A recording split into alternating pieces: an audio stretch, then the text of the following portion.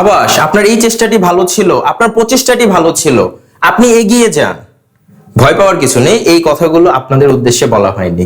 প্রায় সময় আমরা এই কথাগুলো বলে থাকি কাউকে উৎসাহিত করার জন্য। এই কথাগুলো অনেক বেশি কার্যকর, কিন্তু কখনো কি ভেবে দেখেছি এই কথাগুলো যদি আমরা ইংলিশে বলি তাহলে কি হতে পারে?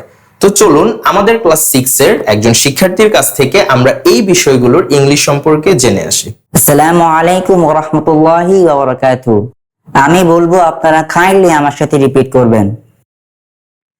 ইংরেজিতে উৎসাহিত করবেন যেভাবে: গুড জব, শাবাশ, কিপ ডুইং, চলতে থাকো, দ্যাটস আ গুড এফোর্ট, এটা একটা ভালো প্রচেষ্টা, বিলিভ ইন ইউরসেলফ, নিজের উপর বিশ্বাস রাখো, ডু ইউর বেস্ট, সাধ্যমতো চেষ্টা করো, good luck on your test, আপনার পরীক্ষা সফল হোক।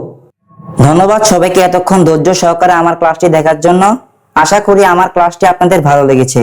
সবাই আমার জন্য দোয়া করবেন। আসসালামু আলাইকুম ওয়া রাহমাতুল্লাহি ওয়া বারাকাতুহু।